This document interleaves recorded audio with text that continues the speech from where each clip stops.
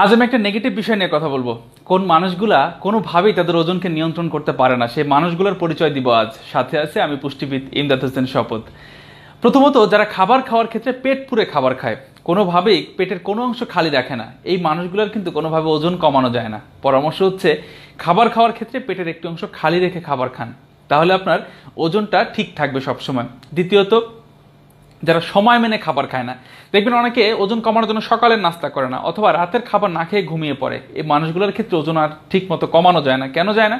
কারণ সকালে যখন সে না খেয়ে থাকে, দুপুরে যখন খাবার খাওয়ার টাইম হয় তখন দেখবেন যে সে প্রয়োজনের চেয়ে অতিরিক্ত খেয়ে ফেলে, কারণ তার প্রচুর ক্ষুধা থাকে। এই জন্য বলা হয় টাইমলি খাবার খাওয়াটা খুব জরুরি ওজন কমানোর ক্ষেত্রে। তৃতীয়ত, যারা খুব ডিপ্রেশনে থাকে, খুব স্ট্রেসে থাকে, এই মানুষের ওজন কমাতে খুব পরিশ্রম করতে হয়। কেন? কারণ ডিপ্রেশনে থাকলে বা স্ট্রেসে থাকলে আসলে এই মানুষগুলো দেখবেন সবসময় মন খারাপ করে থাকে এবং কারণে অকারণে খাবার খায়। তাদের যখন খাবার খায় তখন তারা খেয়ালও থাকে না যে আসলে তারা কি খাচ্ছে আর কতটুকু খাচ্ছে, পরিমাণ নিয়েও তারা ভাবে না। এই জন্যই মানুষগুলোর ওজন কমানো যায় না। যারা ঠিকমতো ঘুমায় না তাদের ক্ষেত্রে ওজন কমানোটা খুব কঠিন একটা বিষয়, কারণ যারা ঘুমায় না তাদের শরীরের মেটাবলিজম রেটটাই আর ঠিক থাকে না, ইমব্যালেন্স হয়ে যায়। এই জন্য বলা হয় যে পরিমিত ঘুমটা আসলে ডায়েটের ক্ষেত্রে, ডায়েট কন্ট্রোল করার ক্ষেত্রে খুব বেশি জরুরি। যারা খুব অলস তাদের ওজন কমানো যায় না।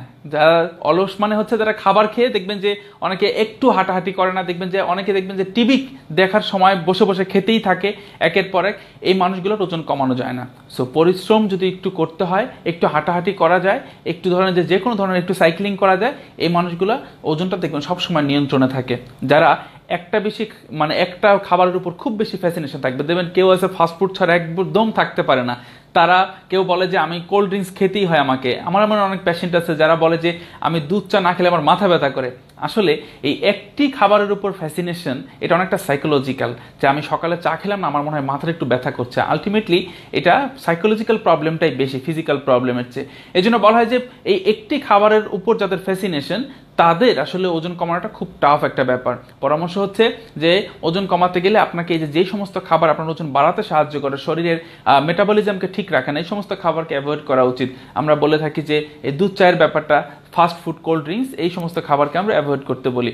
পরের বিষয় হচ্ছে যারা আসলে খাবার যখন খায় তখন প্লেটের মধ্যে দেখবেন অনেকের প্লেটের সাইজ একটা ফ্যাক্ট। খাবার খাওয়ার ক্ষেত্রে প্লেটের সাইজটা ঠিক থাকে না। অনেকে বড় প্লেটে অনেক বেশি খাবার নিলে মনে হয় যে অল্প পরিমাণ খাবার নিয়ে খাচ্ছে।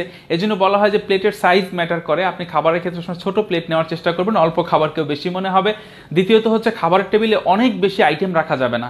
অনেক বেশি আইটেম কিন্তু আপনার খাবারের ওই খাবারগুলোর প্রতি আপনার তীব্র আকাঙ্ক্ষা তৈরি করে। তখন মনে হয় যে আমি একটু একটু করে যদি খাই তাহলে তার প্রবলেম নেই। আসলে অনেকগুলো খাবার একটু একটু করে খেতে খেতে দেখা যায় যে খাবারের পরিমাণটা অনেক বেশি হয়ে যাচ্ছে।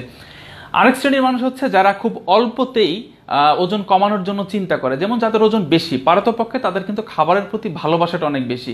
তো তারা খুঁজতে থাকে যে আমি একটা যে কোনো উপায় খুঁজে বের করি যেটা দিয়ে আমার ওজন কমে যাবে। কেউ কেউ টক দই খেয়ে মনে করে যে আমার ওজন কমে যাবে, কেউ মনে করে শুধু অ্যাপেল সিডার ভিনেগার খাবো, কেউ মনে করে লেবু পানি খাবো। এই একটি খাবারকে খুঁজতে থাকে, শর্টকাট পদ্ধতি খুঁজতে থাকে। কেউ খাবারের ক্ষেত্রে দেখা যায় যে আমার সমস্ত শত্রু হচ্ছে কার্বোহাইড্রেট, আমি সব ছেড়ে দিলাম। সো এই বিষয়টা যারা মাথায় নিয়ে কাজ করে, অনেকের অনেক ক্ষেত্রে কিন্তু ওজন কমেও। সো তাদের ক্ষেত্রে দেখা যায় যে ওজনটা ধরে রাখার সম্ভাবনা, কারণ একটা মানুষের পক্ষে আসলে জীবনভর তো না খেয়ে থাকা বা জীবনভর কার্ব না খেয়ে থাকা এটা আসলে ইম্পসিবল ব্যাপার। সো যখনই আবার সে স্বাভাবিক খাবারের দিকে আসতে চায় তখনই তার ওজন গেইন করে। এই জন্য ওজন কমানোর ক্ষেত্রে আমরা বলে থাকি সবসময় একটা নির্দিষ্ট রুলস মেনে চলতে, অর্থাৎ শর্টকাট ওয়েট যারা খোঁজে তাদের কিন্তু ওজন কমে না কখনোই। আরেকটা হচ্ছে বিকেলের নাস্তা, অনেকের বাসায় খুব ভারী নাস্তা হয়, এদেরও কিন্তু ওজন বেড়ে যায় খুব দ্রুত। আর আরেকটা শ্রেণীর মানুষ হচ্ছে যারা দেখবেন বিশেষ করে ইয়াং জেনারেশন বা যারা স্টুডেন্ট, এদের দেখবেন যে অকেশনে ওজন কমে, অর্থাৎ পয়লা বৈশাখ আসলো বা যে কোনো কারো একটা বিয়ে আসলো, আমাকে ওজন কমাইতে হবে, তখন তারা চিন্তা করে যে আমার খুব দ্রুত কোনোভাবে ওজন কমিয়ে ফেলি। তখন তারা যে কোনো একটা পদ্ধতি অবলম্বন করে ওজন কমায়, কিছুদিন পরে আবার তার ওজনটা গেইন করে। সো এই সমস্ত মানুষ যারা আমি যাদের ক্লাসিফিকেশনটা করলাম, এদের কিন্তু ওজন কমানো খুব কঠিন ব্যাপার। এদের ওজন কিন্তু সহজে কমানো যায় না। সো তাদের জন্য পরামর্শ হচ্ছে যে আমরা আসলে ব্যালেন্স খাবার খেয়ে কিভাবে ওজন কমাবো সেই দিকে যদি একটু নজর দিই তাহলে আমার মনে হয় যে সবাই খুব ভালো থাকবো। আর যাদের এই অভ্যাসগুলো আছে ধীরে ধীরে সেগুলো ত্যাগ করুন, সুস্থ স্বাভাবিক জীবনযাপন করুন, সুষম খাবার খান, দৈনন্দিন কিছু পরিমাণ ব্যায়াম করুন, ঘুমটা ঠিক করুন। আশা করি সবারই ওজনটা আসলে নিয়ন্ত্রণে থাকবে। ধন্যবাদ সবাইকে, ভালো থাকবেন সবাই, আল্লাহ হাফেজ।